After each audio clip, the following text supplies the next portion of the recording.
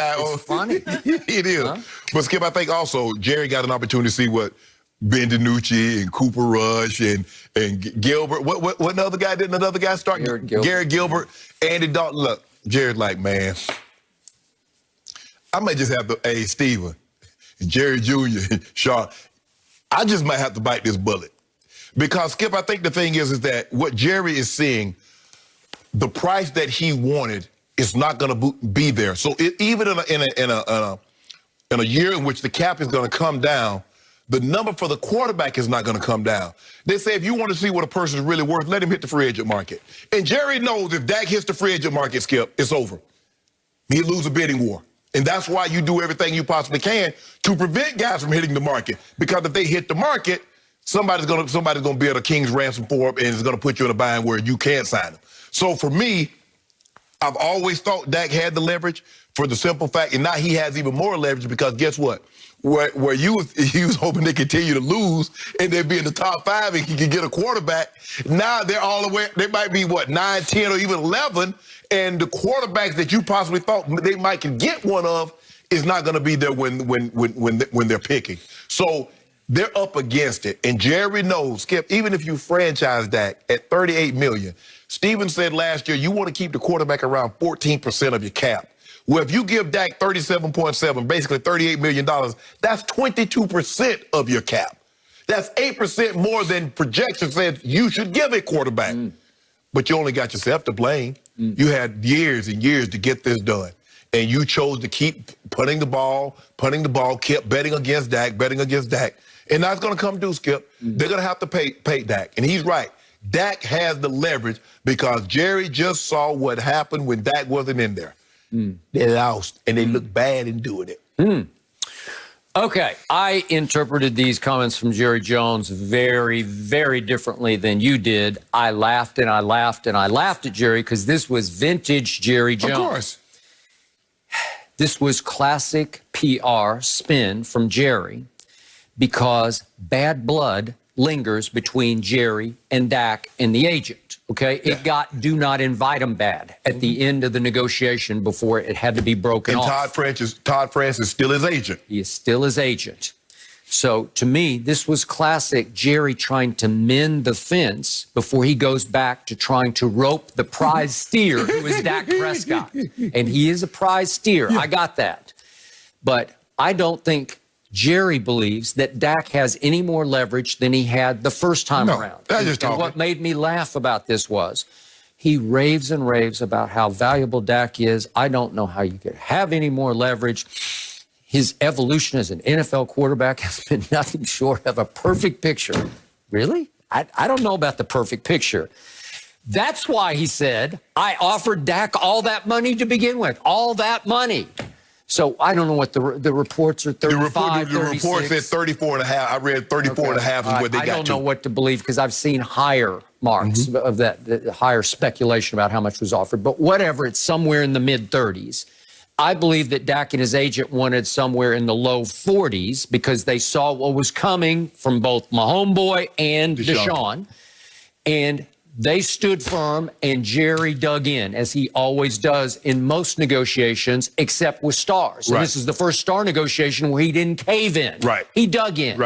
He said, no, that's too rich for even my blood. I've overpaid too many of my stars. I can't overpay my quarterback because that's the one you can't overcome. See Eagles, see Rams. Okay.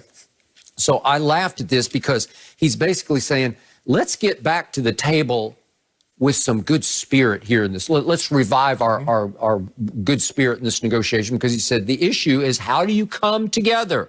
And that's no stranger to me. I've been doing that my whole life. He's a deal maker. That's what he does for a living. He makes deals. And he would like to believe that he often gets the better of the deal. Of course. I'm not sure it's all about years. There's so much speculation. Dak wants 4, Jerry wants 5. But in the end, it's about dollars. That's what it's about. Okay, so let's talk about leverage, shall we?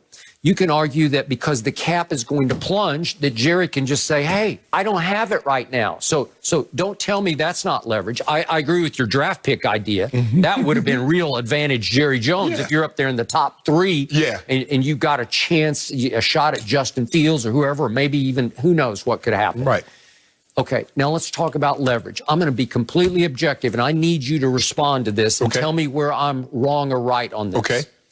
I see Dak having no leverage because he is, and this is just a fact. I've been his biggest fan. I was a huge fan of Dak Prescott when he played at Mississippi State. You can check the tapes on the other network. Okay. I raved about him at Mississippi State. That was my favorite team that year in college as they rose all the way, briefly, to the top. They were #1 for about a week until they went to Tuscaloosa. Okay, I got it. Think about this. Okay. Dak Prescott, in his last 17 starts for the Dallas Cowboys, 6-11. Is that leverage? I don't think so. No. What happened to start the year? If they had not stolen the Atlanta game after being down 29-10 at halftime, Dak Prescott would have started off the year 0-4, and he would have fallen behind 17-3 at home to the Giants before he got hurt. Right.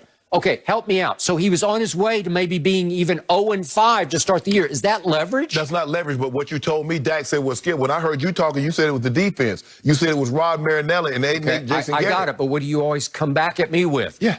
Dallas get the ball? Yes. Yeah, yes. they got the ball. Yes. Okay, what did we see last year? I don't want to beat this because it's a way dead horse from last year, but what did we see Dak do on offense last year? He did get the ball in these road games.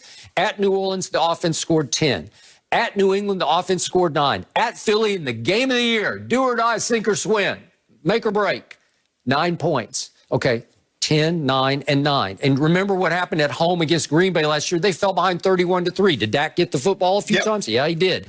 At Jets, they fell behind 21-3. You're rooting yourself hoarse up in Denver for the Jets to win that game, and they hung on and won it 24-22.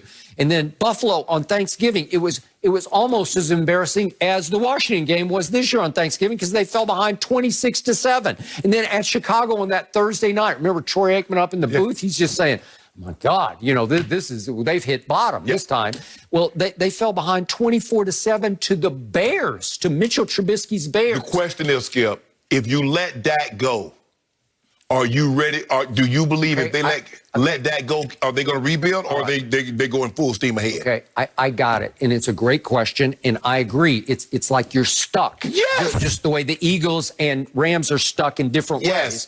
But remember, I'm not advocating for Andy Dalton here, but just remember, but just by comparison, Andy Dalton went 4-5 as a starter, and if I give him the Giants as a win, which I'm not giving him because he closed it and made the 2 throws that set up the walk-off. Do you believe Andy Dalton could have come from behind 17-3? No, like that? because he can't. And I've said it again. Andy Dalton is not Dak Prescott. He's pretty good. I thought he played pretty well in the second half against the Giants up there on Sunday, but my coach didn't throw the red flag, and that's the end of that deal. Right, and Andy Dalton said he wanted to be a free agent, said he might want to be a starter. And he might be right about that. Somebody might just say, you know what? He's pretty good. He knows how to play. We can sort of trust him to. He might be a bridge. Yeah, he might be a bridge for somebody. But my point is that it's hard to sell what Dak did for his last 17 starts. It's hard.